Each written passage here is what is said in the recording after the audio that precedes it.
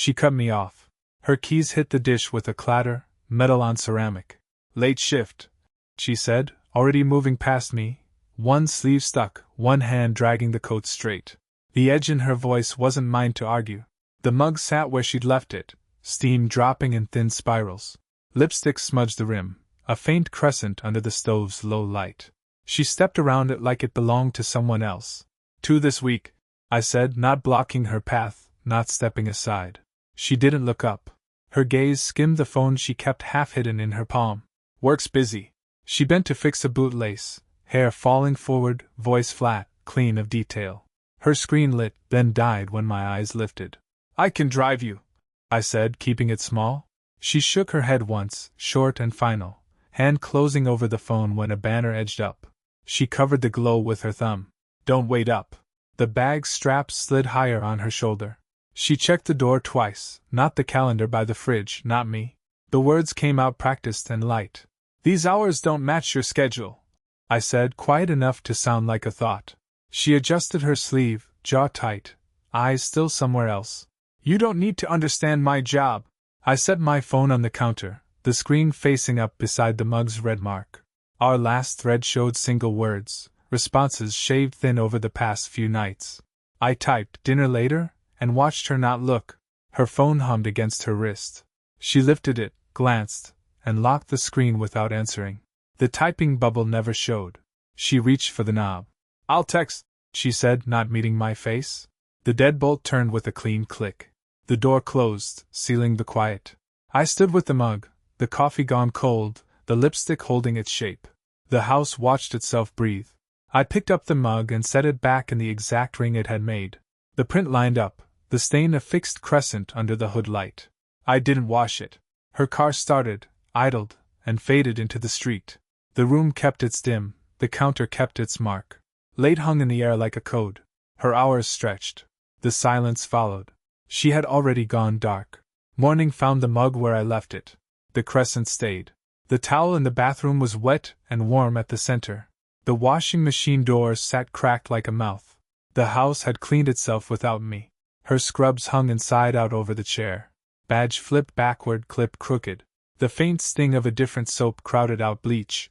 She had adjusted the scent. I took a photo of the odometer in the garage. Chalked a straight line across the rear tire to the wheel. Pocketed the chalk like a tool I might need again. Containment needed edges. She moved around me that evening without making contact. She watched the kettle steam instead of me. "It might go long," she said, stirring air with a spoon. Her voice kept distance. I nodded and wrote the time on an envelope. 10:11. The door closed soft, like she practiced it. The house returned to stillness. I called the main line and asked for her unit. While I waited, I watched the porch light fight a moth. "She's not on our grid tonight," the woman said. The word grid hung there. "Thanks," I said, and ended the call. The room didn't change shape. I put the phone face down and didn't move it. A decision settled. I drove past the hospital anyway. The lot threw back the sodium lamps. Her car was not where it usually nested. A security truck rolled once and slowed. I parked 2 blocks away and watched the entrance through the broken line of trees. People moved in pairs, heads down, coats high. No one familiar walked under the light. I left before I was marked. The diner across from the service road was open. I sat at the counter and kept my hands flat. The cook wiped the same corner 3 times without cleaning it. I didn't drink the coffee. I got home first. Realigned the shoes by the mat so their toes touched. Set a hair from the brush across the bathroom threshold. I closed the washing machine door all the way. Her keys paused in the lock at 2:19. She opened the door past the hinge and reset it with a thumb. The bag zipper peeled open and shut once, careful. The shower came on too hot. At the table in the morning she kept her eyes on the screen. "How late tonight?" I asked, cutting into the quiet. She tucked hair behind her ear and didn't look up. "Depends on volume," she said, pouring coffee she didn't drink. She reached for the mug and stopped when she saw the ring. Her hand hovered, then took a different cup. Her sleeve slid back and showed a faint band on her wrist. The mark had a habit. In the garage the chalk line was broken into powder. The odometer had gained 23 beyond the round trip. The glove box coughed a receipt for a diner off Route 7, 12:43 a.m. The ink was fresh. I folded the receipt into my wallet and closed the box quietly. The chalk went into the drawer with the scissors and spare fuses. I set the envelope with the times under a cookbook. I drew a small square on Friday. That night I charged the old dash camera and cleared the card. Set an alarm for when the house usually went flat. Left the mug where it lived now. I would take the late shift. The alarm hummed against my wrist and died under my palm. The house had that hollow stretch it took after midnight. I sat in the dark kitchen and waited for the hall light that never came on. At 10:58 the front door eased, then clicked once. Her shoes stayed on the mat. Her key left the bowl softly. I counted to 60 and stood. The dash cam woke with a red blink. I backed the car out with the headlights dark and coasted past the hedge. Her taillights held steady 2 blocks ahead. I kept a driveway between us and watched the time on the dash. Left on Harlan. Right at the bakery. Not toward the hospital. She cut through the college and stopped behind a Pilates place with all the windows black. She let the engine idle. A gray sedan slid up on her right, high beams, then off. She stepped out and into the other car with a small bag. The dash cam drank the plate before the trunk lid blocked it. She left her car in neutral ground. I followed from the far lane 2 back. The gray sedan kept straight over the river, then down the frontage road past the Mercy exit. No hesitation, no detour, no clinics open there. They pulled into Birchview, Building C, visitor slots full of sleeping cars. She got out, pressed the code without looking, and disappeared into the stairwell. I parked under a dead lamp and let the camera do its work. At 2:41 the gray sedan reappeared. Same slow approach. Same brake tap. She walked back to her own car with her hair tucked into her collar. The bag was gone. She sat for a minute with her head bowed. Then both cars left in opposite directions like a rehearsal. I waited until the street reset. I hung my jacket on the kitchen chair and rinsed my hands under cold water until they stopped smelling like the lot. The mug was where I had left it. I flipped the power strip for the router back on. Her key turned slow and careful and found the right tooth on the first try. She came in quiet, socks on her hand, shoes looped by 2 fingers. "You're up?" she asked, half turned toward the hall. I opened the fridge and blinked at the light. "Couldn't sleep," I said, moving a carton to the side. She nodded once and brushed the same spot on her wrist twice. Morning gave me the parking tag under her wiper, half torn, gray with dust. No timestamp, just the complex name.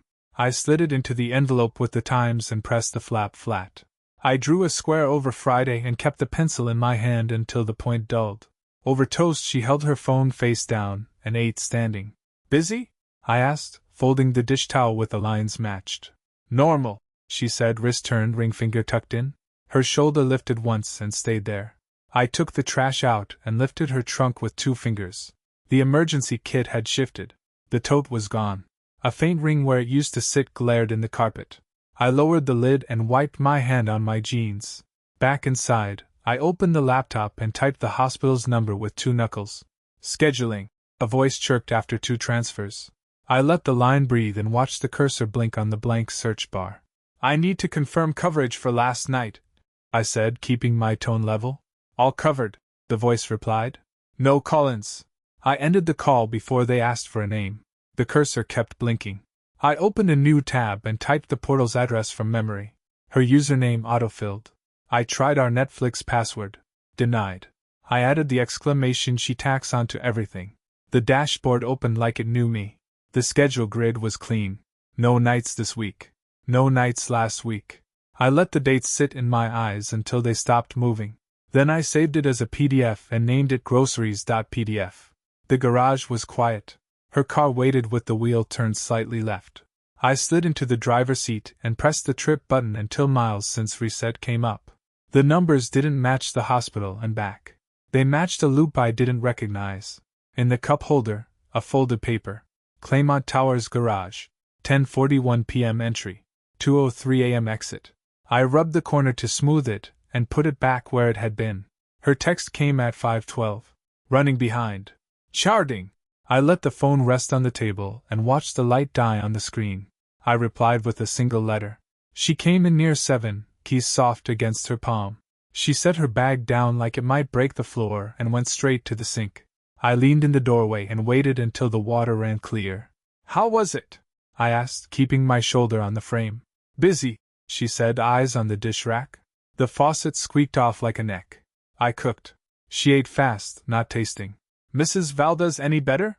I asked, turning the pan handle away from the edge. She frowned like she'd lost a word. Transferred, she said, and reached for a napkin she didn't need. I cleared the plates and left the dishwasher open. Thinking of stopping by your unit tomorrow, I said, stacking forks like troops. I have a class, she said, too quick. I nodded at the cutlery and closed the door with my hip. She showered longer than she used to. I let the steam seep under the door. The bathroom fan droned until the mirror was blind. Her phone buzzed on the dresser and then went still. I turned it over with 2 fingers. Rachel. 3 words. Same plan. Same place. She fell asleep on her side, facing the wall. I lay still until her breathing leveled out, then took her phone and opened the contact. The number was local. I typed it into my phone and pressed call. A male voice answered on a recording. You've reached Dr. Ames. Leave a message. I ended before the tone and stared at the name, Rachel, on her screen until it became a block. I opened my laptop and pulled the Claymont Towers stub into the camera window. I took a photo of it on the black table, the white square like a tooth. Then I emailed it to myself and cleared the sent folder. I drafted an email to the address on the hospital site. Subject: coverage. 1 line in the body. Do you supervise her nights? I watched the cursor blink and let it blink some more. I didn't send it. I added the number to my phone under its actual name and slid both phones back where they had been.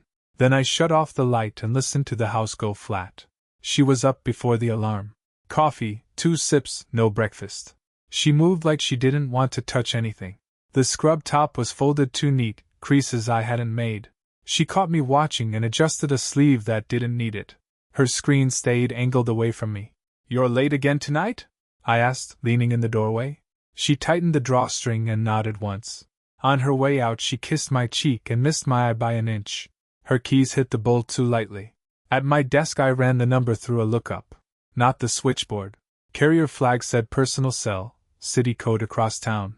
No listing on the hospital page. It lived off the map. I tried the main hospital line anyway. The auto voice asked for a name. I hung up on the first beep. I didn't want a trail with my voice on it. I needed a straight line. She texted midday. A photo of a break room whiteboard with a joke on it. The edge of someone's hand in the corner. I stared at the wrist bone and a faint tan line under a watch. The timestamp didn't match their postage shift breaks. I got home early and cleaned the kitchen like it mattered. When she came in she set her bag down fast and went straight to the shower. I opened her car and reset the trip meter. The rubber on her spare key smelled like antiseptic. She left again after dark. Same story, same smile. I waited 2 minutes, then took my car out slow. She kept it under the limit to the main road and skipped the hospital exit without a signal. Her blinker never touched the stalk. She pulled into a strip mall lot 2 miles further, end space near a dead nail salon. She killed the lights, engines still running. Her face lit blue from the dash and then from her phone. She kept her hands on the wheel. A sedan slid in nose to nose, window to window. Her hands moved to the tote in the passenger seat. She shifted it across the gap like passing a file through glass. The other driver took it without leaning. I stayed with the other car when they split. 2 turns, no hesitation, then a left into a gated garage under a brick building with no sign. I parked across and watched him badge in. The fob flash caught the edge of a hospital logo. The plate gave me nothing. The directory in the vestibule had a stack of courier labels stuck to the side. One label had a name and a floor. I searched it with the number. The search returned the same face off a conference flyer. I went home by a different route. I parked where I always park, lined the tire with the oil stain like a template. In the office, the draft email waited with its blinking cursor. I added 1 line and deleted nothing. I pressed send and watched the message leave the outbox like a door closing. I didn't turn the light back on. She came in on the slow hinge. Keys into the bowl. A pause long enough to confirm the dark. Her bag missed the hook and slid down the chair leg. She reached for the switch and let it stop halfway. You're up, she said, hands still on the wall.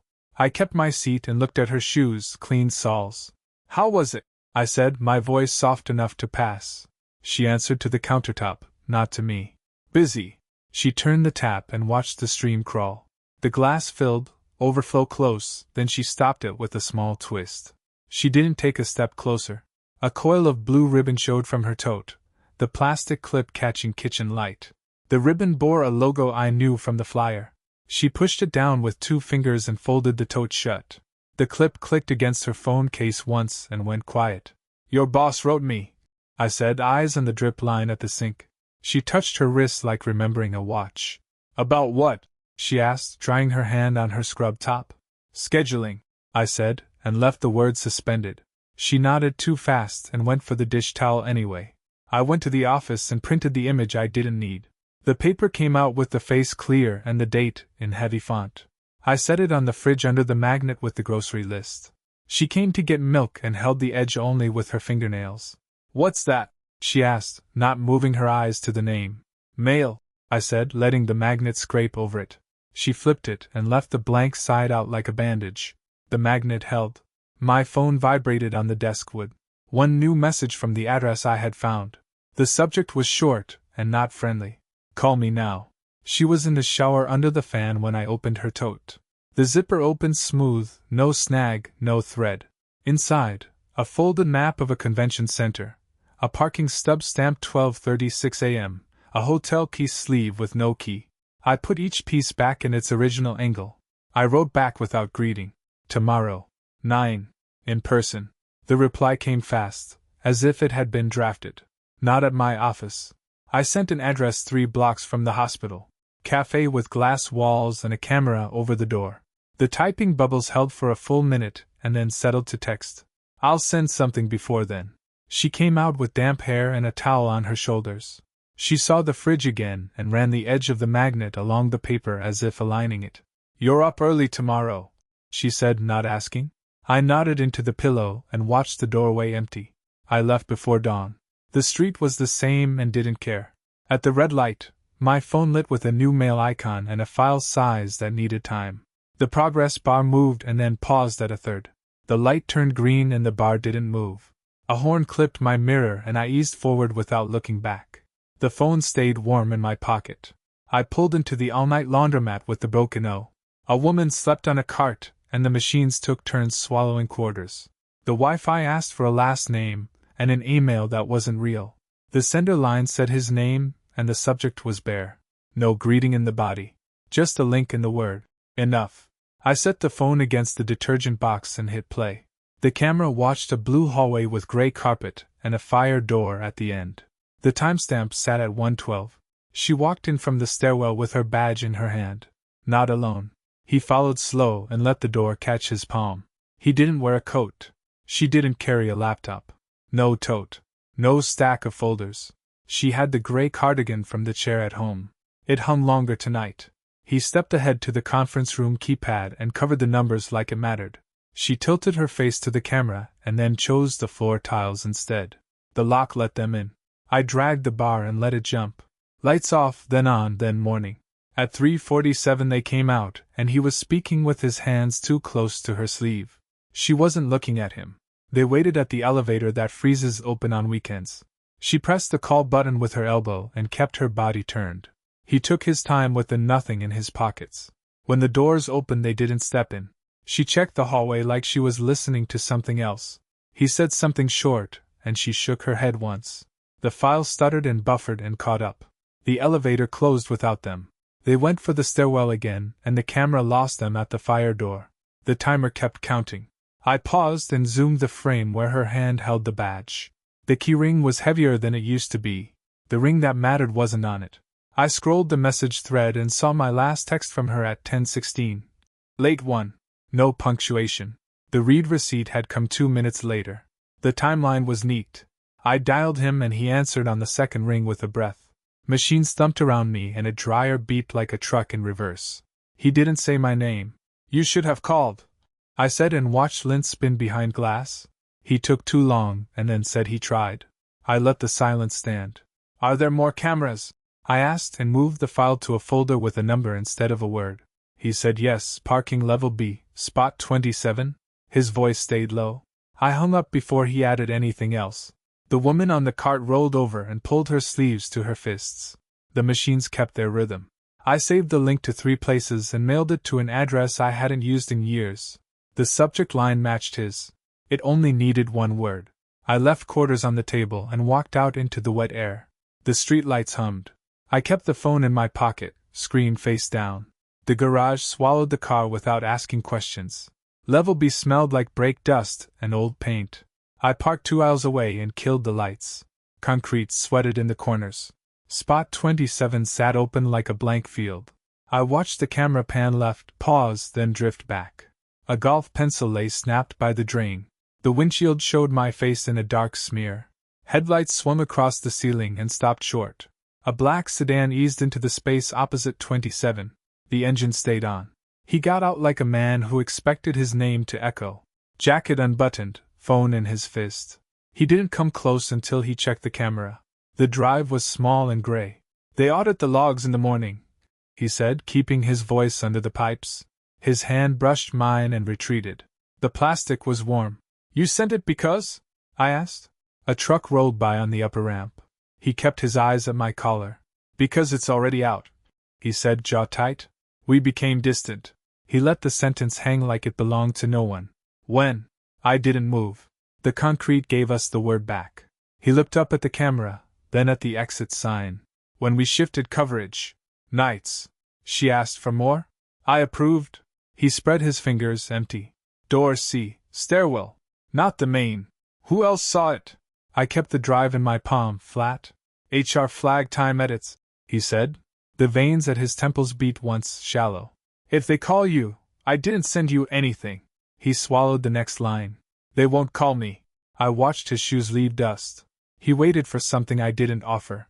She's under pressure, he said, soft, like it might change the math. Don't put this on the floor staff. He tried to square his shoulders with the pillar. You told her? I asked. The elevator doors clanged open somewhere above. He shook his head once. She blocks me now, he said. 9:20. She comes down, leaves the badge in the visor, goes through C. He had to force himself to stop talking. You staying? It wasn't a question.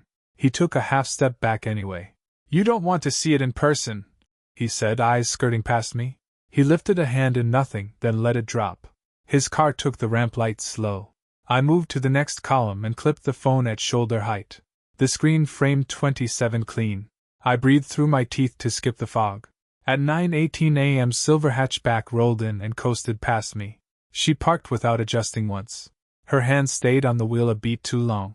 She checked the mirror, then the visor. The badge slid into her bag. Hoodie up, head down. Her shoes didn't scrape. She walked past the elevators and never touched the call button. Door C caught and shut after her with a hard click. The camera red dot blinked through it. A second car took 27 at 9:21. Tinted low, quiet. The passenger window dropped like a yawn. She came back out of C with her chin tucked. She didn't look at the car until she was next to it. The window stayed down. A hand slid out and hovered by her wrist. She didn't flinch. She leaned in through the open frame and vanished from my angle. The driver's fingers tapped the door twice and went still. The engine didn't change. The phone timer climbed. 32 seconds. The door lock popped. She got in without checking the camera. The door closed like a line being drawn. The timer kept running. The cabin light cut a thin line across her cheek and died. I slid the phone into the cup holder and started my engine without the headlights. The dash hummed like a held breath. They rolled out slow. I waited for a van to pass and fell in 2 cars back. The glass on their rear windows showed me nothing. Distance felt clean. At the first red, I lifted the phone, zoomed, and caught the plate between brake lights. One frame was clear. I saved it and killed the screen. The light turned and so did I. They ditched the main road and cut behind the freight yard. The asphalt went rough. Sodium lamps spaced out like mist beats. I stayed on the dark edge. A chain-link gate came up, keypad lit. He reached out, tapped 4 numbers, paused, then 2 more. I traced them on my thigh and watched the arm lift. I slid in tight to the bumper and stole the last blink. They stopped at a row halfway down. Unit 317.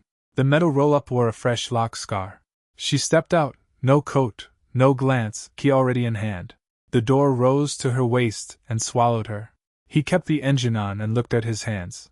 Light from inside threw her shadow long across the concrete.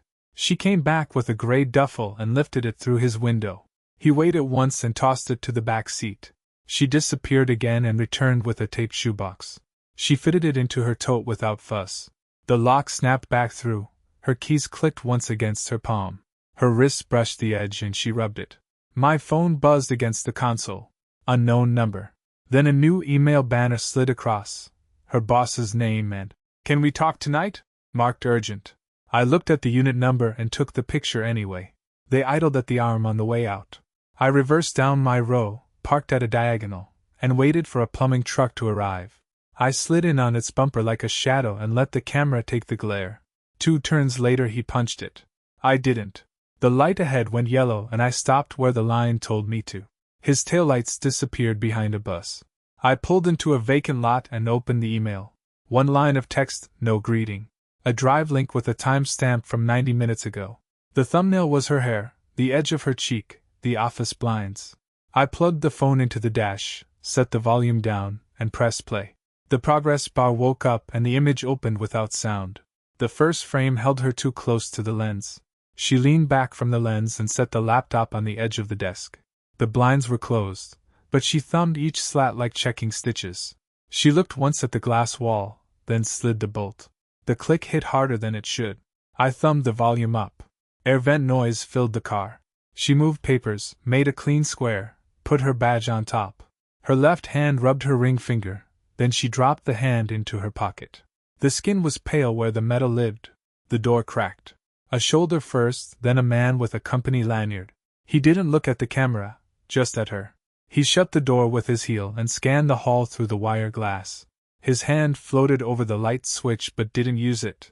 He said something I couldn't hear, his mouth barely opening. She tilted her head toward the carpet and nodded once. He stayed by the door like a fire marshal, then moved in when she didn't move back. Their reflections met in the dark window. Her phone lit up on the desk. My name filled the screen in white. She pressed her thumb on the side button without looking. It went black and her hand stayed on it a second longer than needed. She slid it under a folder. He reached past her and pulled the office chair aside. The wheels squeaked and bounced off the baseboard. She steadied the chair with 2 fingers, then let go like it burned. He was close enough to fog her glasses. He touched her hair. She didn't raise a hand to stop him. She watched his tie knot like it was speaking. He lowered the desk lamp until the shade faced down. Shadows made clean edges. This was not a meeting. He said 2 words with his jaw tight. It sounded like "don't talk." She crossed her arms and then unfolded them, palms flat on the desk. Her shoulders dropped a fraction. He stepped between her and the camera and the screen dimmed under his suit jacket. I got audio after that. Cloth over the mic, dull and heavy. The room made small noises. A drawer slid. The bolt rattled once, checked from inside. There were no sentences. Only the air moving. I paused at a frame where the jacket didn't cover the corner. Her face was in the triangle of light, eyes on the ceiling grid. No smile. No frown. Nothing a stranger would notice. The time stamp in the corner kept counting. I scrubbed back and watched her reach for the blinds again, even though they were already shut. She did it the same way, like ritual. He stood in her space as if it were assigned. The camera watched because no one else could. I let it play to the end. The jacket lifted, the outlines separated, and she fixed the lamp first. She pushed the chair back under the desk. She picked up her badge and put it on. The bolt slid off like nothing happened. The file ended clean. I killed the screen and the car welcomed me back with the tick of the hazard light I didn't remember turning on. I pulled the drive link into my own cloud and watched the progress bar move in blocks. Insurance first, reaction later. Headlights washed over the lot and kept going. I put the car in gear and merged slow, then faster. The office was 12 minutes away with lights and 9 without. I didn't signal at the next turn. The building rose dark against the strip mall glow. The glass held my reflection and a smear of exit signs. I killed the engine and let the tick die in the cabin. The sync spinner on my phone settled. I slid it into my inside pocket and locked the car twice. Insurance travels on my chest. The lobby was a pool of cold light, and a single plant leaning toward the glass. The night guard lifted his chin. I held up my visitor sticker from last quarter. He waved me through without looking away from his screen. The elevator took a beat longer than necessary. The floor hummed. Vacuum lines stitched the carpet. Her department spread like an empty shell. Light under one door, thin and steady. I tried the handle and felt the lock resist clean. I knocked with the edge of my knuckle and waited for the camera above the credenza to blink. It blinked. Footsteps came from the far hall. He wore the same coat from the holiday party, open and wrong for the season. "You made good time," he said, eyes scanning past me, then back. He carried a manila folder he didn't trust. He kept it moving. "Where is she?" I asked, and kept the hallway between us. He tugged his sleeve and nodded toward the glass conference room by the copier. His jaw ticked once and settled. He walked without checking if I followed. The cleaner cut the vacuum when we passed. The boss pushed open the conference room door and stood aside. He gestured at the head of the table like ceremony mattered. I rested my hands on the back of a chair and didn't pull it out. "Power sits better on your feet." He set the folder down and opened a laptop with practiced care. A window floated with a pause frame I knew too well. I tapped my pocket and left the laptop closed. "I have it," I said, keeping my eyes on the glass wall. He hid a small breath by smoothing his tie. He understood the order of possession. The door behind us moved barely a hand's width. She eased in, toad on her shoulder, hair tied like a shift change. Her eyes touched my hands, then his collar, then the table.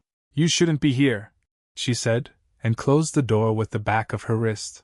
Her badge kissed the glass on the way down. "Tell me what I miss," I said, and pushed the chair aside to clear the sideline. She put the tote down like it weighed documents. "We can talk at home," she said, fingertips tracing the rim of a paper cup. The boss watched the reflection of our mouths in the glass. I placed my phone in the center and dragged the volume to a notch above polite. 3 seconds of grain and motion, then I killed the sound. Her throat worked once and stopped. "It wasn't like that," she said, eyes on the conference phone instead of me. "Timelines make liars look like clocks." "You were here at 9, I said, and tapped the table twice where the timestamp would sit. "Your car left at 2. The cleaner started the vacuum again outside and then stopped when it hit the door seam. Noise respects pressure. The boss cleared his throat like a legal pad. "It's messy," he said, keeping his hands flat. "HR will need clean versions. We should agree on what this is." He was already editing outcomes.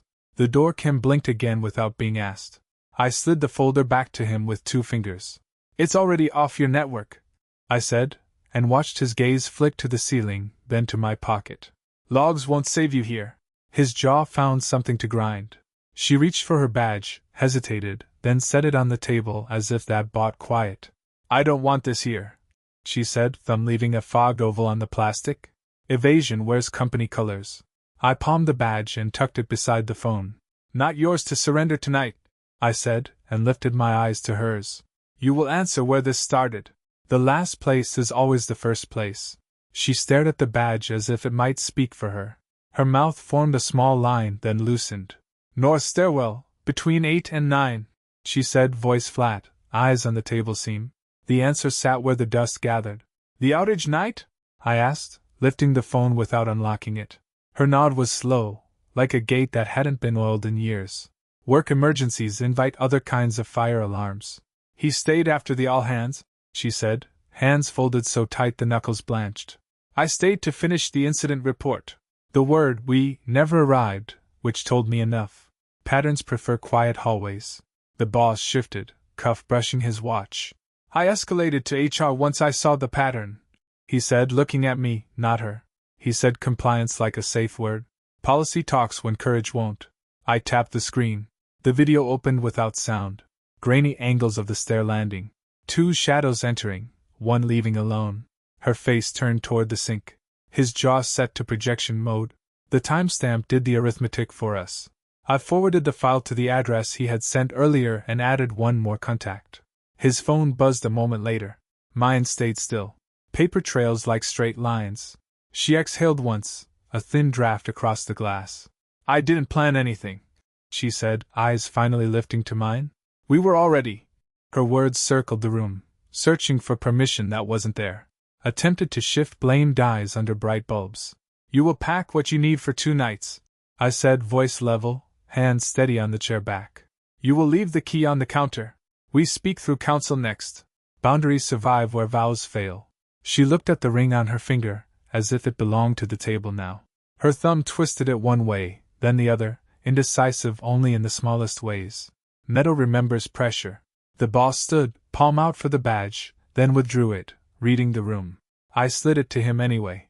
His fingers didn't close until I let it go. Authority lands flat without witnesses. She loaded a tote with basics. Charger. 2 shirts. A toothbrush still in its travel case. The door opened with the same complaint it always had, a hinge that never made the list. At the threshold she paused, half-turned. Nothing came. I kept my hands in my pockets and watched the frame swallow her. Exits prefer clean lines. He left next, without a handshake. The hallway swallowed his cologne and his corporate tone. The apartment reset to its resting noise. I stayed at the table and let the quiet stack. The badge imprint on the wood would fade by morning. The phone screen went black and stayed there. Keys in the bowl. Ring beside them. The draft closed the kitchen door when I walked away. I did not stop it.